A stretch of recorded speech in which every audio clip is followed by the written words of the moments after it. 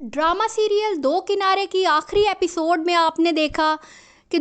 ولید ماورا کو منانے کے لیے اس کے گھر چلا جاتا ہے، اسے پیار سے سمجھاتا ہے۔ ماورا کی امی اسے بتاتی ہیں کہ ماورا ماں بننے والی ہے، تو وہ بہت ہی زیادہ خوش ہوتا ہے اور ماورا کو پیار سے منا کر اپنے ساتھ گھر واپس لے آتا ہے۔ گھر واپس جانے سے پہلے وہ اسے ڈاکٹر کے پاس کلینک پہ لے کے جاتا ہے، اس کا چیک اپ کرواتا ہے اور پھر اسے اپنے ساتھ خوشی خوشی گھر واپس لے کر آتا ہے۔ وہ اور ماورا دونوں کافی خوش ہوتے ہیں، لیکن ماورا اس سے کہتی ہے کہ مجھے ڈر تھا کہ شاید آپ دور شہوار کی وجہ سے مجھے اور میرے بچے کو قبول نہیں کریں گے۔ تو ولید کہتا ہے کہ تم نے ایسا سوچ بھی کیسے لیا کہ میں اپنے بچے کے لیے خوش نہیں ہوں گا؟ تو وہ کہتی ہے کہ آپ کا اوپینین پہلے اس بارے میں مختلف تھا۔ تو وہ کہتی ہے کہ تب آپ نہیں چاہتے تھے کہ دعا کے ساتھ جو کچھ ہوا، اس لیے آپ دوبارہ سے کوئی بچہ اس دنیا میں لے کے آئے اور اس کے ساتھ بھی کچھ ایسا ہی سلوک ہو۔ تو ولید کہتا ہے کہ وہ وقت اور تھا، میں اب سمجھ رہا ہوں ساری باتوں کو، مجھے تم سے محبت ہوتی جا رہی ہے اور مجھے بہت زیادہ خوشی ہے کہ اللہ تعالیٰ نے ہمیں اس خوشی سے دوبارہ سے نوازا ہے۔ وہ کہتی ہے کہ کیا دور شہوار ہماری زندگی پر دوبارہ سے اثر انداز تو نہیں ہوگی؟ تو ولید کہتا ہے ایسا میں بالکل بھی نہیں ہونے دوں گا، میں تمہیں اور اپنے بچے کو لے کر یہاں سے بہت دور چلا جاؤں گا، ہم لوگ یہ ملک ہی چھوڑ دیں گے جہاں پہ دور شہوار کی کوئی بھی دخل اندازی نہ ہو، نہ وہ ہماری زندگیوں پہ کوئی برا اثر ڈال سکے، ہم یہاں سے چلے ہی جائیں گے اور اپنی زندگی خوشی خوشی سے گزاریں گے۔ ولید ماورا کو گھر چھوڑ کر جب آفس جاتا ہے تو وہاں پر وہ دیکھتا ہے کہ دور شہوار پہلے سے ہی آ کر بیٹھی ہوتی ہے۔ وہ کافی خوب تیار شیار ہو کر آتی ہے اور ولید کو امپریس کرنے کی کوشش کرتی ہے، اس کو ہنس ہنس کے بلاتی ہے، لیکن ولید اس کی طرف دیکھتا بھی نہیں ہے۔ وہ کہتی ہے کہ آپ نے مجھے برتھ ڈے وش تک نہیں کیا، نہ ہی آپ میری کالز اٹینڈ کر رہے ہیں، نہ ہی میرے میسیجز کا جواب دے رہے ہیں۔ تو ولید کہتا ہے کہ تمہارا مجھ سے اب کوئی رشتہ نہیں، جتنی مجھ سے ہو سکتی تھی میں نے تمہاری مدد کر دی ہے، اب کوئی اور کام ہے تو بتاؤ۔ تو وہ بار بار کہتی ہے کہ آپ مجھ سے بات کس طرح کر رہے ہیں، کیا صرف کام کی وجہ سے آپ کا میرے ساتھ رشتہ تھا اور کوئی رشتہ نہیں ہے؟ تو ولید کہتا ہے نہیں۔ تو وہ کہتی ہے کہ آپ یہ سب کچھ اس عورت کی وجہ سے کہہ رہے ہیں نا؟ تو ولید کو غصہ آ جاتا ہے اور وہ کہتا ہے کہ میں تم سے اپنی بیوی کے بارے میں کوئی بات نہیں کرنا چاہتا، اور میں تم سے اتنا عاجز آ چکا ہوں، اتنے تنگ آ چکے ہیں ہم لوگ تمہاری حرکتوں سے کہ میں اس ملک سے ہی جا رہا ہوں، میں سب کچھ اپنا وائنڈ اپ کر رہا ہوں اور اس ملک کو چھوڑ کے یہاں سے جا رہا ہوں۔ دور شہوار کی حیرت میں پڑ جاتی ہے کہ اب کیا ہوگا، یہ تو یہاں سے جا رہا ہے۔ تو وہ کہتی ہے کہ کیا آپ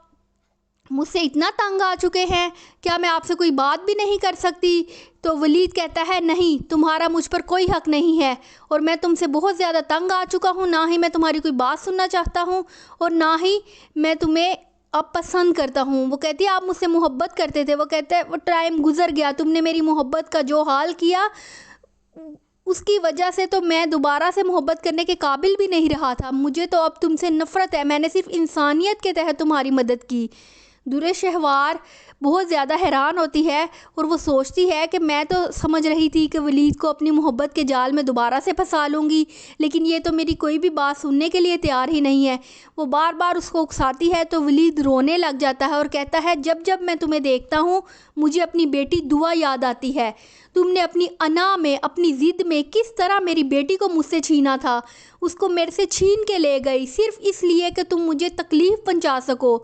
نہ تو تم نے اس کا خیال رکھا ٹھیک سے، نہ ہی اس پہ کوئی توجہ دی، وہ بیمار تھی لیکن میرے پاس رہ رہی تھی، ٹھیک تھی، بڑی ہو رہی تھی، میں اس کا علاج بھی کرواتا تھا، لیکن تم نے اس کو مجھ سے چھین کر ہی دم لیا اور کیا فائدہ ہوا؟ تم میری بیٹی کی قاتل ہو، تم نے میری بیٹی کو مار دیا، میری ساری خوشیوں کی قاتل ہو۔ جب جب میں تمہیں دیکھتا ہوں مجھے اپنی دعا یاد آتی ہے، مجھے اس کا چہرہ یاد آتا ہے کہ کس طرح اذیت سے تم نے اس کو موت دے دی، اپنی عیاشیوں میں گھومتی پھرتی رہی، اپنی بیٹی کا کوئی خیال نہیں رکھا، تم ماں بھی تو تھی اس کی۔ تو دور شہوار رونے لگ جاتی ہے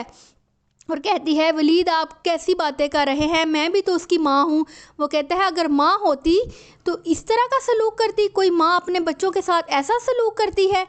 تو وہ کہتی ہے مجھے پتہ ہے آپ ماورا کو اسی لیے اب زیادہ امپورٹنس دے رہے ہیں کیونکہ جو کام مجھ سے زبردستی آپ نے کروایا تھا وہ اب خوشی خوشی کر رہی ہے۔ تو وہ کہتا ہے بالکل ایسا ہی ہے،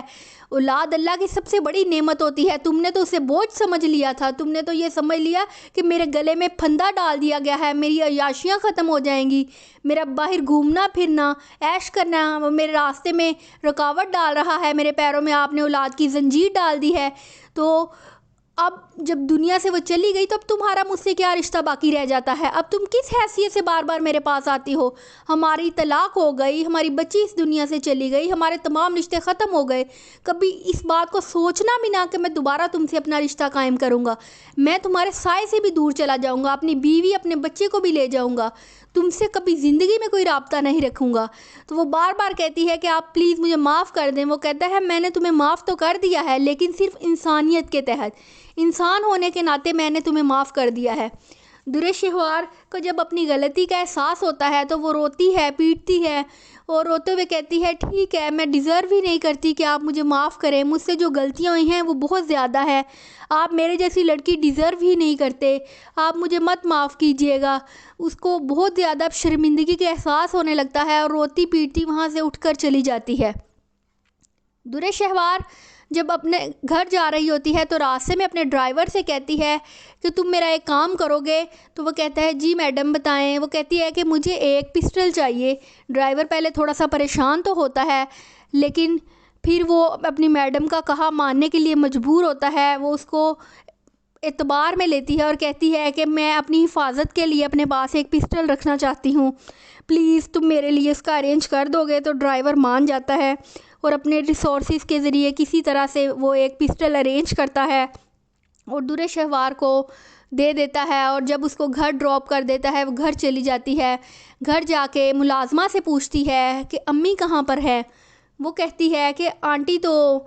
اپنے گھر چلی گئی ہیں، وہ تو صبح ہی چلی گئی تھی آپ کے جانے کے بعد۔ تو درِ شہوار پہلے سے ہی ٹوٹی ہوئی ہوتی ہے، بکھری ہوئی ہوتی ہے، وہ وہاں پر ایک صوفے پر گر جاتی ہے، اس کو ساری پرانی باتیں یاد آ رہی ہوتی ہیں، پرانی میموریز اس کے ذہن میں آ رہی ہوتی ہیں اپنی شادی کے حوالے سے، پھر اپنی بیٹی دعا نظر آتی ہے، پھر اس کو اپنی امی کے ساتھ ہوئی سارے واقعات یاد آتے ہیں۔ اس کو یاد آتا ہے کہ اس کی امی کہتی تھی کہ تم جیسی اولاد جس کو میں نے پیدا کیا ہے،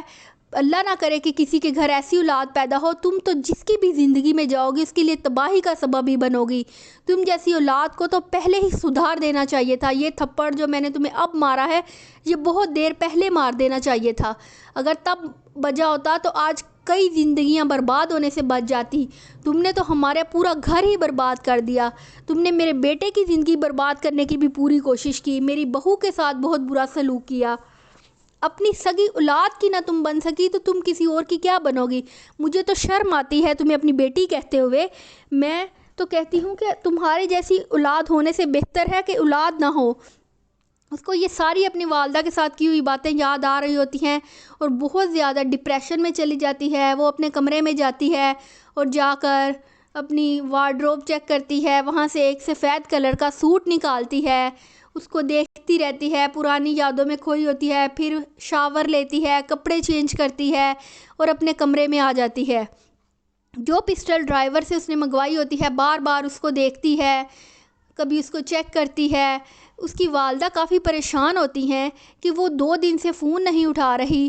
پھر وہ اپنے بیٹے تیمور کو کال کرتی ہے اور کہتی ہے کہ درِ شہوار نہ تو میرے میسیجز کا جواب دے رہی ہے نہ ہی فون اٹھا رہی ہے،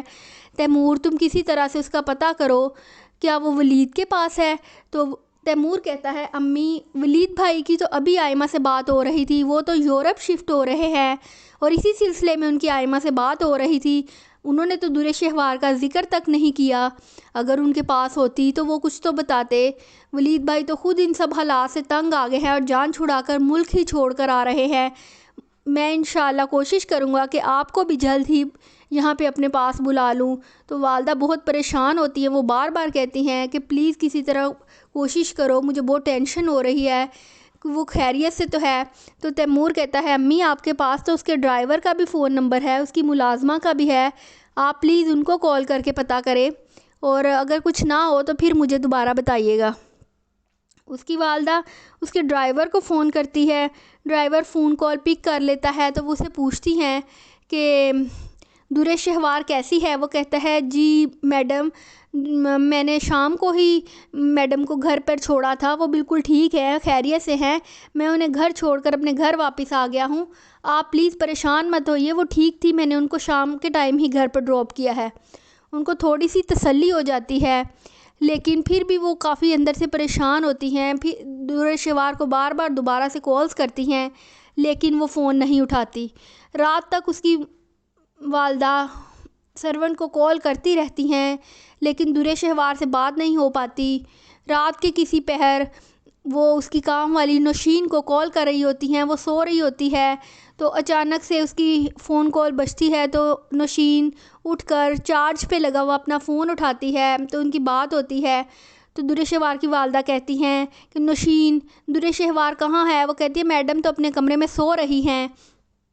وہ کہتی ہیں کہ پلیز میری اس سے بات کروا دو، تو کام والی کہتی ہیں کہ وہ تو سو رہی ہیں، تو وہ کہتی ہیں پلیز اسے جگاؤ،